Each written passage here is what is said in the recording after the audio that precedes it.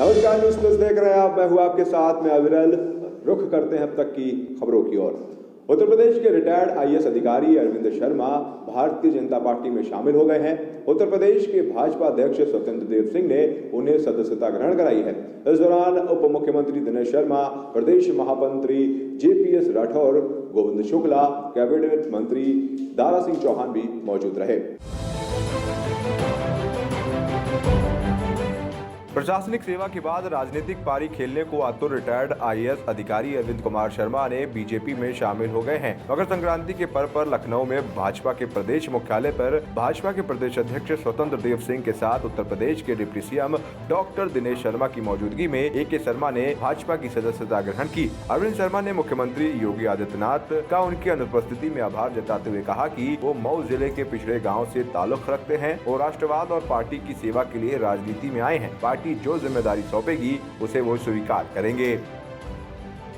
माननीय अध्यक्ष जी ने कहा कि दल और पार्टियां बहुत हैं। बीजेपी विश्व की शायद सबसे बड़ी या दूसरे नंबर की सबसे बड़ी पार्टी है। मैं एक मऊ जिले के गांव का, बल्कि बैकवर्ड गांव का, आप जानते ही हैं पूर्वांचल थोड़ा पिछड़ा हुआ इलाका है इस प्रदेश का। मैं नतमस्तक हूँ। पार्टी मुझे जो भी काम करेगी, जो भी उम्मीदें हमसे होगी, उन पर मैं खरा उतरने का प्रयास करूँगा। राष्ट्र के प्रति हमेशा हम समर्पित रहे हैं। माननीय साहब का भी हम मजबूत करते रहेंगे और राष्ट्र की सेवा में मैं निरंतर लगा रहूंगा। धन्यवाद। अरविंद शर्मा प्रधानमंत्री कार्यालय के पूर्व अधिकारी और साल 1988 के गुजरात कैडर के पूर्व आईएएस अफसर हैं। ए.के. शर्मा को यूपी में बड़ी अहम जिम्मेदारी मिल सकती है। सोमवार को ही ए.के. शर्मा ने भारतीय प्रशासनिक सेवा से वीआरएस लिया था। ए.के. शर्मा पीएम मोदी के करीबी भी बताए जाते हैं। शर्मा ने नरेंद्र मोदी के गुजरात रहते हुए उनके साथ काम भी किया था। शर्मा मोदी के प्रधानमंत्री बनने के बाद दिल्ली आए और पीएमओ में अधिकारी बने। उन्होंने पहले सीएमओ और फिर पीएमओ में अहम जिम्मेदारी निभाई। अरविंद कुमार शर्मा पीएम मोदी के नजदीकी लोगों में शुमार हैं। ऐसे में विधान परिषद भेजे जाने से लेकर उनकी दूसरी बड़ी भूमिकाओं तक के कयास लगाए जा रहे हैं। अरविंद शर्मा के बीजेपी में शामिल होने के बाद संगठन से लेकर सरकार तक कुछ बड़े चेहरों की धड़कनें बढ़ गई हैं। न्यूज़ प्लस के लिए लखनऊ से अभिषेक पांडे की रिपोर्ट। 16 जनवरी से कोरोना टीकाकरण अभियान की शुरुआत हो रही है। इसकी तैयारियों की जो सिक्योरिटी का जिम्मा है उसे लखनऊ कमिश्नर के हाथों में सौंपा गया है। ऐसे में वैक्सीन की सुरक्षा के क्या इंतजामात हैं, इस मुद्दे पर न्यूज़ प्लस से खास बात की है joint commissioner of police law and order Naveen Arora ने। देखते हैं क्या कह रहे हैं नवीन अरोड़ा। तो असली ड्यूटी तब तक चलेगी। राजधानी लखनऊ से न्यूज़ प्लस के लिए अभिषेक पांडे। वैक्सीन है वो अलग अलग जगहों पर पहुंच रही है। अगर बात करें राजधानी लखनऊ की, तो राजधानी लखनऊ में बीते 2 दिनों पहले वैक्सीन की पहली खेप आई है और स्टेट वेयर हाउस वैक्सीन पहुंच चुकी है और यहां से अब अलग अलग सेंटर्स पर वैक्सीन पहुंचेगी और 16 तारीख से इस महाअभियान की शुरुआत की जाएगी। ऐसे में डिस्ट्रीब्यूशन के समय पर सिक्योरिटी के क्या इंतजामात हैं, इस मुद्दे पर बात करने के लिए हमारे साथ joint commissioner of police law and order Naveen Arora ji मौजूद हैं। सर, आप 16 तारीख से इस महाअभियान की शुरुआत हो रही है। वैक्सीन जब सेंटर्स तक पहुंचेगी तो उसके लिए सिक्योरिटी के क्या इंतजामात किए गए हैं? हम लोगों ने 3 ड्राई रिहर्सल्स की हैं। ड्राई रन के माध्यम से ये हमें स्पष्ट हो गया कि किस जगह पर क्या रिक्वायरमेंट है। उसके आधार पर 3 जगह स्टैटिक सिक्योरिटी और 3 रूट्स पर हमारी मोबाइल सिक्योरिटी है। स्टैटिक सिक्योरिटी में सबसे पहले अगर हम बात करते हैं तो स्टेट का जो वैक्सीनेशन सेंटर है, स्टोरेज सेंटर है, वहाँ है जहाँ पर हमारे सब इंस्पेक्टर, कांस्टेबल्स और पीएसी एक प्लाटून है। इसके बाद डिस्ट्रिक्ट सेंटर्स हैं, वहाँ भी पीएसी का हमने डिप्लॉयमेंट प्लाटून का रखा है और सब इंस्पेक्टर्स रखे हैं। इसके बाद तीसरे वैक्सीनेशन सेंटर्स हैं जहाँ सब इंस्पेक्टर्स 2-2, 3-3 कांस्टेबल्स, यहाँ तक कि 4 कांस्टेबल, जिसमें 2 महिला कांस्टेबल्स भी कई जगह पर हैं संख्या के हिसाब से जितने सेशंस हैं। ये 3 ऐसी जगह जहाँ स्टैटिक डिप्लॉयमेंट है। इसके बाद एयरपोर्ट से स्टेट वैक्सीनेशन स्टोरेज सेंटर में आना, स्टेट से डिस्ट्रिक्ट सेंटर में जाना, डिस्ट्रिक्ट सेंटर से वैक्सीनेशन सेंटर तक जाना। इन तीनों जगहों पे वाहन जितने लगे हुए हैं उनके साथ हमारी मोबाइल सिक्योरिटी है। सब में सशस्त्र पुलिसकर्मी दिए हुए हैं। फिर सेशंस की बात आती है जहां वैक्सीनेशन होना है जिन बूथ्स पे।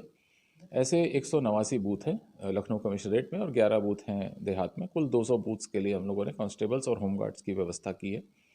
ये उस वैक्सीनेशन टीम के साथ रहेंगे और लैंड ऑर्डर मेंटेन करने में सहयोग करेंगे।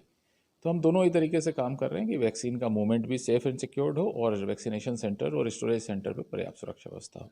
सर अगर बात करें ड्राई रन पे, तो ड्राई रन में देखा गया कि पुलिसकर्मी मौजूद रहे, वहाँ पर किसी भी तरह की अव्यवस्था ना होने पाई, इस वजह से पूरी वहाँ पर टीम मौजूद रही। अब जब वैक्सीनेशन शुरू हो जाएगी, टीकाकरण अभियान शुरू हो जाएगा, तो क्या जो सिक्योरिटी है वो थोड़ी ज़्यादा बढ़ा दी जाएगी? नहीं, ड्राई रन की मीनिंग ही यही थी कि हम अपना पर्याप्त सिक्योरिटी लगाएं, और किसी भी ड्राई रन में आपने देखा होगा कम सिक्योरिटी नहीं थी। ये वही सिक्योरिटी थी जो हमने प्लान की थी। हाँ, ये ज़रूर हो सकता है कि शुरू के 2-3 दिनों में कुछ अनुभव हमारे हों, क्योंकि ड्राई रन होता है। अब मान लीजिए हो सकता है हमें कई जगह ज़्यादा सिक्योरिटी लग रही हो, कम भी करना पड़े, कई जगह कम सिक्योरिटी हो, बढ़ानी पड़े, इसीलिए रिहर्सल्स कराए जाते हैं। लेकिन एक्चुअल स्थिति उसकी पता लगेगी 16-17 तारीख को, जब फर्स्ट 2 डेज़ वैक्सीनेशन में कितनी भीड़ आ रही है, कितने लोग पॉजिटिव रिस्पांस कर रहे हैं, कितने लोग किस तरह से लॉ एंड ऑर्डर मेंटेन किए हैं। हालांकि जहाँ तक मेरा मानना है कि चूँकि स्पेशलाइज एजेंसी द्वारा ही लगनी है, स्पेशलाइज टीम द्वारा ही लगनी है, तो ऐसी कोई भ्रांति नहीं होनी चाहिए लोगों के मन में कि वो वैक्सीन खुद लगा लेंगे। और अपने सबके नंबर्स बटे हैं शुरू के, चूँकि 3 दिनों में सिर्फ मेडिकल वर्कर्स का होना है, इसके बाद फ्रंटलाइन वॉरियर्स में पुलिस, होमगार्ड्स का है, फिर डिज़ास्टर मैनेजमेंट रिस्पांस टीम का है, इसके बाद जाके पब्लिक का नंबर शुरू होगा। तो वैसे भी शुरू के 8-10 दिनों में तो हम किसी तरह के लॉ एंड ऑर्डर की कोई एप्रीहेंशन नहीं है, क्योंकि सभी सरकारी कर्मचारी हैं, तो ऐसी कोई बात नहीं आनी है। और तब तक एक रिस्पांस भी पता लग जाएगा, उसके आधार पर अगर ज़रूरत पड़ेगी तो हम अपने डिप्लॉयमेंट चेंज कर सकते हैं। आखिरी सवाल सर, कितना चैलेंजिंग रहेगा ये टीकाकरण अभियान लखनऊ पुलिस के लिए? क्योंकि जब लॉकडाउन लगा था तो चीज़ें बढ़ गई थी, अलग अलग जगहों पर सिक्योरिटी भी बढ़ाई गई और एक पॉजिटिव रिस्पांस पुलिस के प्रति आया जनता में। अब ये कितना चैलेंजिंग रहेगा आप लोगों के लिए जब इस अभियान की वहाँ शुरुआत रहेगी? क्या क्या चीज़ें ज़्यादा ज़रूरी रहेंगी? ये तो समय के साथ ही पता लगेगा, क्योंकि जैसे मैंने कहा कि इनिशियल फेज़ में जितने भी फ्रंटलाइन वर्कर्स हैं सारे सरकारी कर्मचारी हैं, तो हम कोई अप्रीहेंशन किसी तरह का हमें नहीं है कि कोई दिक्कत होगी। फिर स्वास्थ्य विभाग और एडमिनिस्ट्रेशन की भूमिका है, किस तरह से वो लोगों को कन्विंस करते हैं, क्या फॉलबैक्स होते हैं, फुटफॉल कितना है, कितनी पॉपुलेशन जनता आ रही है, कितने लोग उस दिन वैक्सीनेशन के लिए अथराइज थे, कितने लोगों ने टर्न अप किया, कितनी उसमें डिफिशियंसी है, कितने परसेंटेज लोग टर्न अप नहीं हो रहे हैं, तो ये तो समय के साथ ही आगे पता लगेगा। दूसरी चीज़ कि जब पब्लिक का रिस्पांस शुरू होगा, जिस दिन से पब्लिक का वैक्सीनेशन शुरू होगा, उस दिन भी अगर जो व्यवस्था होगी, अगर उसमें किसी कमी की ऐसे हमें महसूस होगी कमी, तो उसको सुधार लिया जाएगा। दूसरा, इसमें पुलिस का कोई डायरेक्ट इन्वॉल्वमेंट नहीं है, हम सेफ्टी सिक्योरिटीज़ के लिए हैं वैक्सीनेशन की भी, और इमरजेंसी रिस्पांस के लिए डॉक्टर्स तैयार हैं, हॉस्पिटल्स तैयार हैं, एडमिनिस्ट्रेशन की पूरी टीम लगी हुई है। तो मुझे नहीं लगता कि ऐसी कोई अव्यवस्था होनी चाहिए, और सबको पता है कि ये पब्लिक के हेल्थ के लिए है, उनके बेटरमेंट के लिए है, तो सब चीज़ पॉजिटिव ही होनी चाहिए।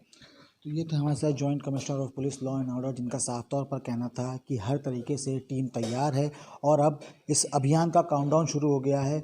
सारी चीज़ें तैयार हैं, पुलिस फोर्स भी तैयार है, डॉक्टर्स की टीम भी तैयार है, और अब जब 16 तारीख से इस अभियान की शुरुआत होगी तो असली ड्यूटी तब तक चलेगी।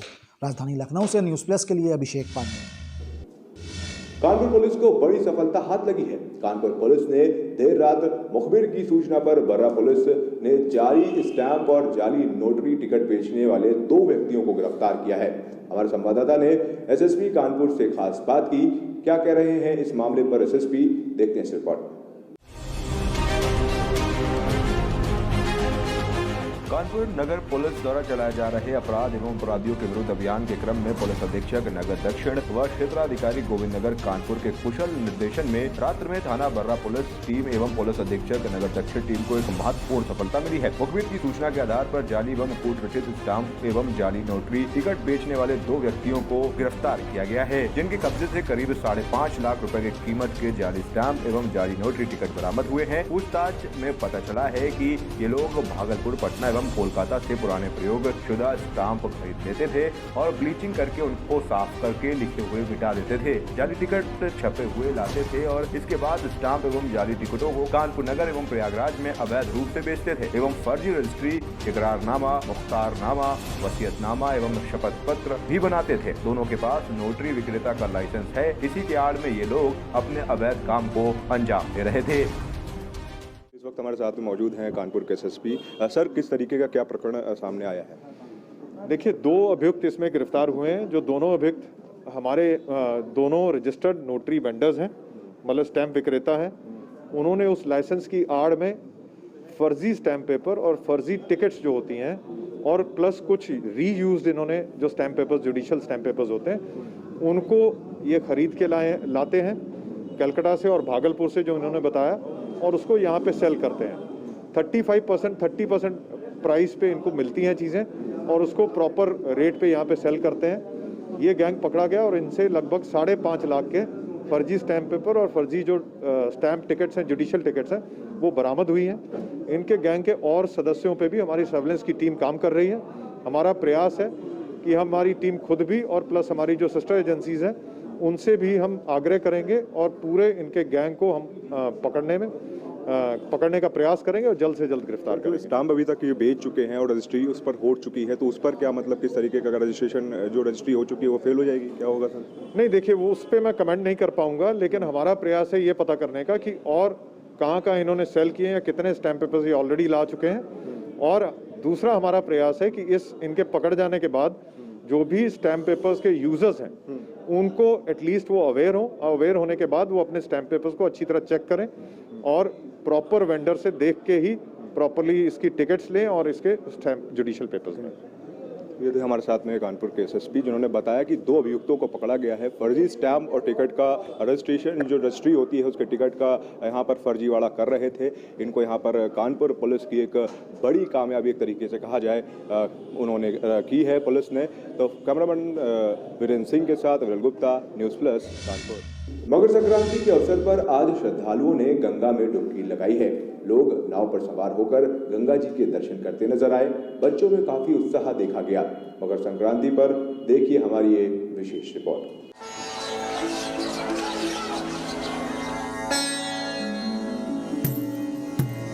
आज मकर संक्रांति के अवसर पर यूं तो भक्त और श्रद्धालु गंगा में डुबकी लगाते नजर आए, पर स्नान करने वालों की संख्या में कमी नजर आई। श्रद्धालु नाव पर सवार होकर गंगा नदी में विचरित करते नजर आए और बच्चे गंगा की धारा में अटखेलियां करते नजर आए। आज मकर संक्रांति के अवसर पर हमारे संवाददाता विरल ने जब पंडित जी से बातचीत की तो उन्होंने बताया कि कोरोना का असर त्योहार पर साफ नजर आ रहा है। पुलिस और प्रशासन भी मकर संक्रांति पर इस दौरान मुस्तैद दिखाई दिया। मकर संक्रांति का पावन पर्व है और हम इस वक्त खड़े हुए हैं यहाँ पर सरसैया घाट में। गंगा जी नदी के तट पर हम बीचों बीच हैं। आप देख सकते हैं कि गंगा जी चारों तरफ से यहाँ पर श्रद्धालु जो हैं गंगा में आस्था की डुबकी लगाने के लिए आए हैं, क्योंकि मकर संक्रांति का पर्व एक ऐसा पर्व होता है जब आपका जो प्रातः स्नान होता है सबसे मायने रखता है। उसके बाद में स्नान करने, गंगा में स्नान करने के बाद में श्रद्धालु जन दान दक्षिणा करते हैं। तो हम सरसैया घाट का ये नज़ारा आपको दिखा रहे हैं कि किस तरीके से श्रद्धालुओं की भीड़ यहाँ पर उमड़ी हुई है। कोविड का असर यहाँ पर साफ देखा जा सकता है, क्योंकि कोविड की वजह से थोड़ी भीड़ जो है वो कम यहाँ पर दिख रही है। यहाँ पर गंगा का पानी भी एक तरीके से कहा जाए तो गंगा का जल स्तर भी थोड़ा कम है, और साथ में यहाँ से दूसरे पार पर आप नाव से आकर के वहाँ पर श्रद्धालु जाते हैं जहाँ पर गंगा जी का पानी थोड़ा ज़्यादा है, वहाँ पर स्नान कर रहे हैं और उसके बाद में दक्षिणा और दान का जो एक सिस्टम है, क्योंकि इस पर्व में सबसे ज़्यादा महत्व रखा जाता है दान का, वो कर रहे हैं। तो इस वक्त हम सरसैया घाट पर खड़े हुए हैं। यहाँ पर हमारे साथ में यहाँ पर पंडित जी हैं। पंडित जी, किस तरीके का महत्व है मकर संक्रांति का? देखिए, सनातन धर्म में यहाँ तो अनेकों वो त्यौहार पड़ते हैं, मगर ये विशेष त्यौहार इसलिए है कि 6 महीने सूर्य दक्षिणायन रहते हैं, 6 महीने उत्तरायण रहते हैं। आज सूर्य अभी तक धनुराश में थे, अब मकर राशि में गए हैं। अब इसीलिए इसको मकर संक्रांति कहते हैं। और इसका महत्व दान का ये है कि दान देने से हमारे जो पूर्व जन्म के कर्म हैं वो क्षीण होते हैं। ये दान का महत्व, ये दान इसलिए बनाया गया कि हम दान करते हैं जो चीज़, वो हमारे पूर्व जन्म के पाप नष्ट होते हैं और हम कहीं भी जन्म लें तो हमें सब वैभव उसे मिलता है। अगर करेंगे नहीं तो हमें मिलेगा क्या? जिस तरीके से कोरोना जैसा महामारी चल रही है, कोरोना का असर अभी खत्म नहीं हुआ है, वैक्सीन आ गई है लेकिन अभी लगी नहीं है, तो उसका क्या प्रभाव त्यौहार पर दिखा है, मकर संक्रांति के त्यौहार पर स्नान करने वाले श्रद्धालुओं पर? उसका त्यौहार तो आपको सामने नजर आ रहा है। शाम तक भीड़ रहती थी, देखिए अभी से भीड़ कम होने लगी है, क्योंकि कोरोना काल में हर आदमी दुखित हो गया, परेशान हो गया पैसे कौड़ी से, सभी से। अब वो आदमी घर से निकलता 200-400 रुपया उसको नहाने में दान करने में सब चाहिए, भाड़ा रिक्शा भाड़ा सब चाहिए, तो हर आदमी नहीं कर पाता है ना। इसीलिए आज ये मेले का महत्व है। देख लीजिए अभी कई बजा होगा, अभी कितना सन्नाटा होगा। नहीं, मेला शाम तक चलता है और फिर मेला, ये मेन मेला होता है गंगा सागर का। कपिल मुनि के आश्रम में गंगा जी गई हैं वहाँ उनको, इसलिए मेन मकर संक्रांति वहीं की होती है। इसलिए कानपुर का आधा आदमी तो नहीं तो 4 आने तो मकर संक्रांति में चला जाता है, इसलिए कमजोर मेला होता है। तो बताना है इनका कि किस तरीके से कोविड का जो असर है वो साफ तौर पर दिख रहा है, क्योंकि कोविड की वजह से श्रद्धालुओं की जो संख्या है, स्नान करने वाले श्रद्धालु जो मेला शाम तक चलता था, भीड़ अभी से कम होती दिख रही है। अब गंगा घाट में मैं खड़ा हुआ हूँ, पीछे आप नज़ारा देख सकते हैं, भीड़ तो यहाँ पर है लेकिन उस तरीके के श्रद्धालु नहीं दिख रहे हैं संख्या में, क्योंकि कोविड चल रहा है, सोशल डिस्टेंसिंग, मास्क लगाना अनिवार्य है और कहीं ना कहीं रोजगार भी कम हुआ है, जिसके कारण भीड़ जो है वो कम यहाँ पर घाटों पर नजर आ रही है। कैमरा पर्सन वीरेंद्र सिंह के साथ अविरल गुप्ता, न्यूज़ प्लस, कानपुर। मध्य प्रदेश के खरगोन जिले में स्थित अति प्राचीन नवग्रह मंदिर का मकर संक्रांति पर काफी महत्व है। मकर संक्रांति के दिन यहाँ सूर्य देव की प्रतिमा पर सूर्य की पहली किरण पड़ती है। ओडिशा के कोणार्क मंदिर में के बाद ये देश का दूसरा ऐसा मंदिर है जहाँ सूर्य की किरणें सबसे पहले आती हैं।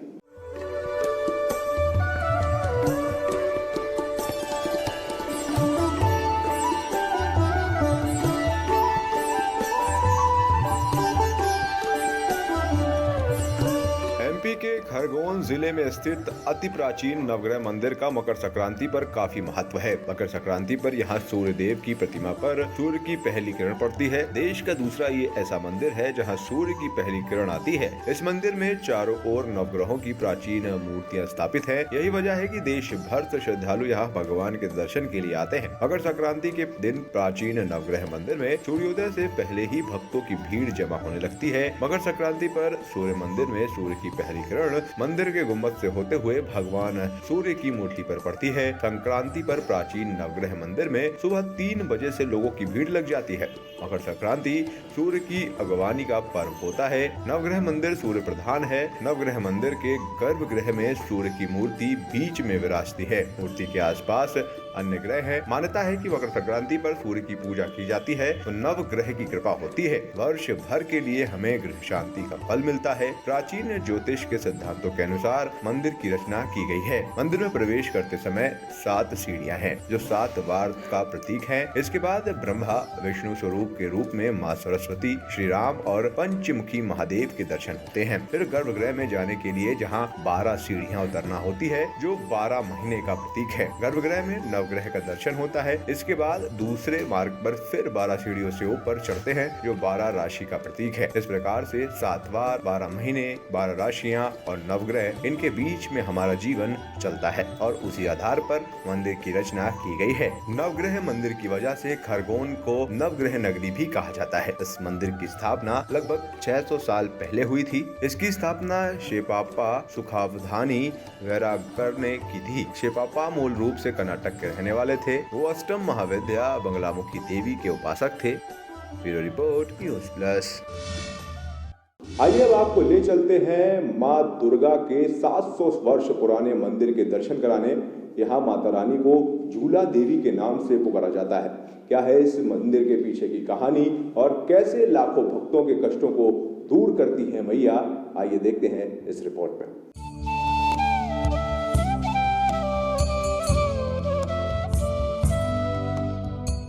झूला देवी मंदिर रानीखेत पहाड़ी स्टेशन पर आकर्षण का स्थान है। ये भारत के उत्तराखंड राज्य में अल्मोड़ा जिले की चैबटिया गार्डन के निकट रानीखेत से 7 किलोमीटर की दूरी पर स्थित है। वर्तमान मंदिर परिसर 1935 में बनाया गया था। मंदिर परिसर के चारों ओर लटकी हुई अनगिनत घंटियां मां झूला देवी की दिव्य व दुख खत्म करने वाली शक्तियों को दर्शाती है। ये कहा जाता है कि मंदिर लगभग 700 वर्ष पुराना है। चौबटिया जंगली जानवर से भरा हुआ घना जंगल था। तेंदुओं और बाघ लोगों पर हमला करते थे और अपने पशुओं को ले जाते थे। लोगों को डर लगा रहता था और खतरनाक जंगली जानवरों से उनकी सुरक्षा के लिए माता दुर्गा से वो प्रार्थना करते थे। ऐसा कहा जाता है कि देवी एक चरवाहा को सपने में दिखाई दी और चरवाहा से कहा कि वो एक विशेष स्थान खोदे जहाँ पर उसने एक मूर्ति पाई और वो उस जगह पर एक मंदिर बनवाना चाहती थी। इसके बाद ग्रामीणों ने उस जगह पर एक मंदिर का निर्माण किया और देवता की मूर्ति स्थापित की और इस तरह ग्रामीणों को जंगली जानवरों द्वारा उत्पीड़न से मुक्त कर दिया गया और चरवाहों को आजादी से क्षेत्र के चारों ओर घूमने लगे। बच्चे आनंद के साथ वहां झूला से खेलने लगे। तब माँ दुर्गा फिर से किसी के सपने में दिखाई दी और खुद के लिए झूले के लिए कहा। वहां के भक्तों ने मंदिर के अंदर एक लकड़ी के झूले में मूर्ति रखी। तब से माँ झूला देवी और मंदिर को झूला देवी मंदिर के रूप में बुलाया जाने लगा। बताया ये भी जाता है कि इस क्षेत्र में तेंदुओं और बाघों की उपस्थिति के बावजूद ग्रामीणों और उनके मवेशी आज भी जंगल में स्वतंत्र रूप से घूमते रहते हैं। लोग मानते हैं कि माँ झूला देवी अभी भी उन्हें और उनके पशुधन की रक्षा करती हैं। Special desk news plus.